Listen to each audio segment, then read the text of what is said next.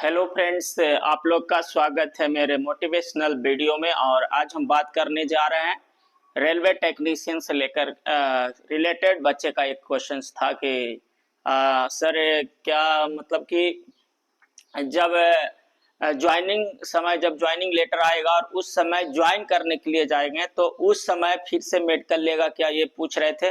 और क्या कुछ परेशानी भी होगा, इसके बारे में कुछ पूछ रहे थे। तो उसी के बारे में बस क्लियर करना चाहता हूं कि आप ज्वाइनिंग लेटर जब पैनल में नाम आपका आ जाएगा, उसके बाद आपका ज्वाइनिंग लेटर आएगा, बाय मेल भी बाय पोस्ट भी आ जाएगा, मेल पे भी आ जाएगा, दोनों तरह आ जाएगा। तो उसमें आप ज्वाइनिंग लेटर्स में जो भी दिया रहेगा उसको आपको लेकर के जाना है। जो भी आपको इंस्ट्रक्शन देगा उसको फॉलो करना है। जो कुछ वही कैरेक्टर सर्टिफिकेट आपको बोलेगा, मेन कैरेक्टर सर्टिफिकेट बोलेगा। और एनओसी अगर नहीं अभी लिया है मेडिकल और डॉक्यूमेंट वेरिफिकेशन के टाइम, तो एनओसी आपको लाने के लिए बोलेगा, ठीक है। या जो भी हैंडीकैप्ड या किसी तरह का जो भी बच्चे हैं वो रिजर्व कैटेगरी वाला, कोटा वाला, ठीक है, तो उनका वो सर्टिफिकेट वहां पे वो मांगता है, ठीक है, सरकार का बना हुआ। तो चलिए आप लोग बात करते हैं कि आखिर क्या होता है। हम लोग भी ज्वाइनिंग लेटर जब आया था तो ज्वाइन करने के लिए आए थे। आपका ज्वाइनिंग लेटर जो मेनली आएगा लेटर, वो ज्वाइनिंग लेटर आपका डिवीजन से आएगा। यानी कि जिस जोन से भरे हैं उसमें बहुत सारे डिवीजन होता है, तो डिवीजन में ही आपका ज्वाइनिंग लेटर वहां आपको जाना पड़ेगा, आपको वेरीफाई करेगा वहां। उसके बाद ठीक है, तो ज्वाइनिंग लेटर्स के समय ज्वाइनिंग लेटर आएगा, उसको लेकर के जाइएगा। वहां पे आपको प्रेजेंटेशन डेट दिया रहेगा कि इतना तारीख को आपको इतना बजे आना है, ठीक है। सभी बच्चे वहां रहते हैं, ब्रेकफास्ट करके लाइन में लगा बैठा रहता है, बातचीत भी होता रहता है।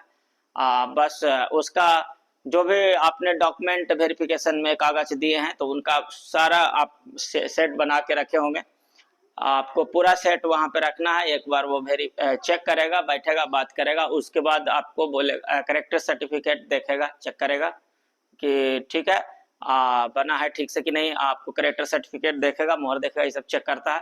सब कुछ ओके है तो ठीक है।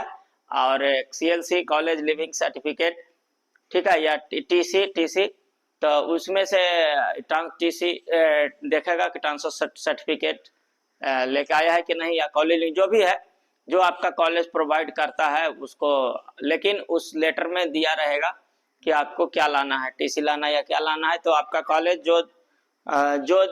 जो उसमें लिस्ट में दिया है, अगर वो आपका कॉलेज नहीं मान ली देती है कि ये चीज नहीं देती है, इसके जगह टीसी देती है, चाहे कॉलेज लिविंग सर्टिफिकेट देती है, चाहे जो भी है, तो वहां पे कि हाँ ये कॉलेज यही प्रोवाइड करता है इसके जगह, ठीक है, तो वो होगा, ठीक है, चल जाएगा।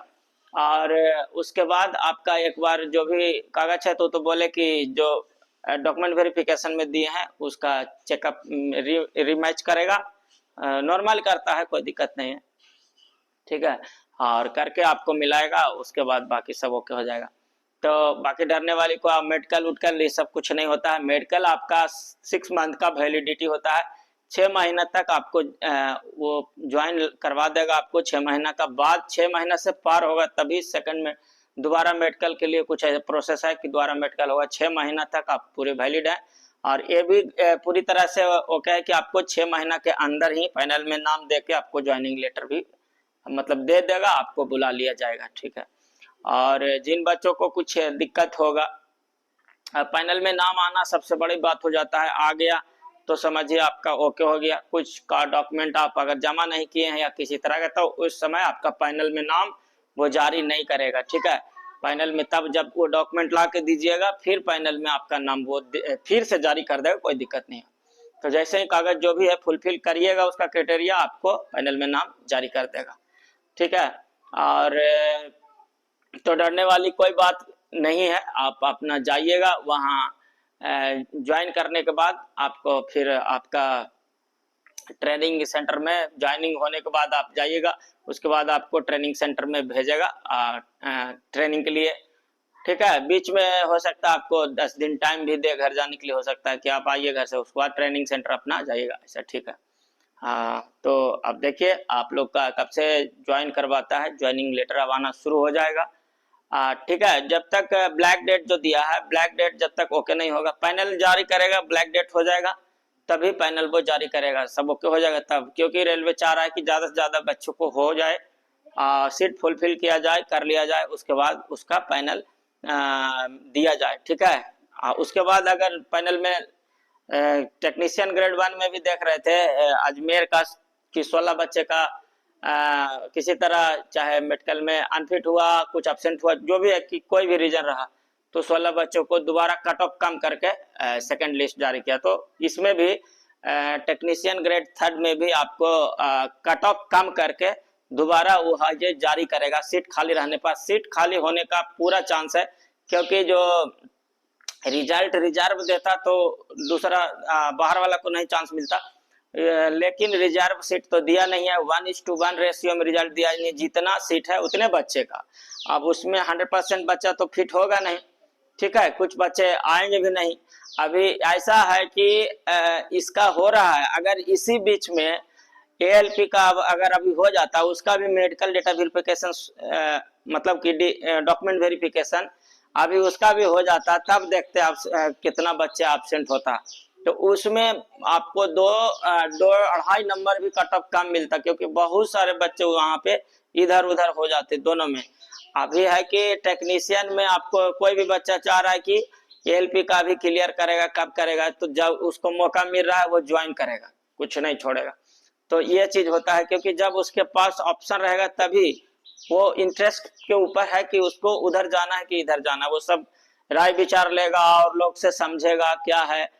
हर व्यक्ति का हर फुलफिलमेंट हर तरह का है, कितना है कि उसको आगे तैयारी करना है, उसको आगे और जाना है, जैसे कमीशन लेवल का तैयारी करना है, SSC लेवल का तैयारी करना है, तो उसको टाइम पढ़ने के लिए चाहिए। वो ऐसा हो सकता, किसी का है कि इकोनॉमिकल कंडीशन अच्छा नहीं है, उसको दिक्कत हो रहा है, ठीक है, कुछ ऐसा घर द्वार नहीं बना हुआ है, गरीब है, ठीक है, तो वो अपना फुलफिलमेंट के अनुसार चलेगा कि नहीं ये पोस्ट की जगह वो ले लेते हैं, हमको जल्दी से हमको इनकम बहुत ज्यादा आ जाएगा तो हम सब कुछ ठीक कर लेंगे, घर का जितना भी समस्या है, क्योंकि ड्यूटी तो इसमें भी ड्यूटी ही करना है, उसमें भी ड्यूटी ही करना है, ठीक है, उतना दिमाग क्या लगाना।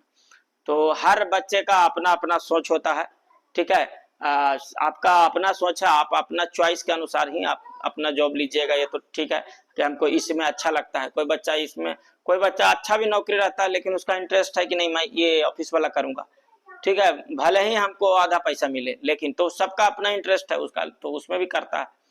तो आप लोग बहुत जल्द ही देखिएगा कि पैनल में आने दीजिए, उसके बाद ज्वाइनिंग लेटर है, ज्वाइनिंग में कोई प्रॉब्लम नहीं हो, एक भी बच्चा बाहर नहीं होता है, सबके सब ओके हो जाता है, फिट है, ठीक है, थोड़ा आपको कुछ कागज कुछ ये हुआ कि कुछ जरी मनी दिक्कत है तो हो सकता है कि थोड़ा बहुत दौड़ धूप भी हो सकता है, ठीक है, लेकिन लगभग सभी का ज्वाइन करा दिया जाएगा, उसके बाद आपको ट्रेनिंग के लिए भेजा जाएगा।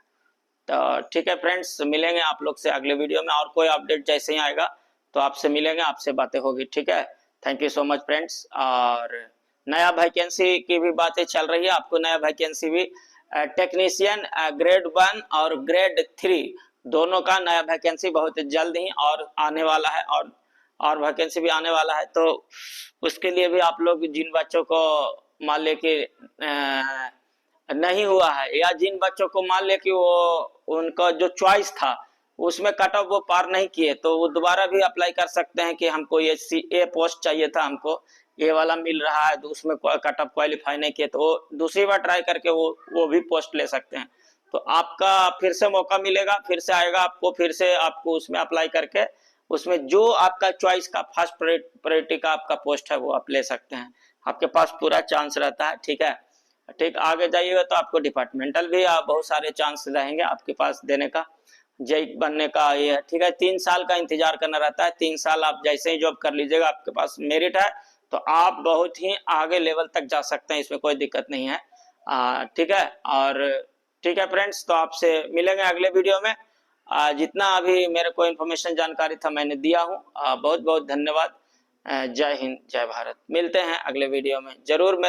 अगर मेरी बातें से आप सहमत हैं, आपको बातें अच्छी लगती है तो मेरा चैनल को लाइक एंड सब्सक्राइब कीजिएगा।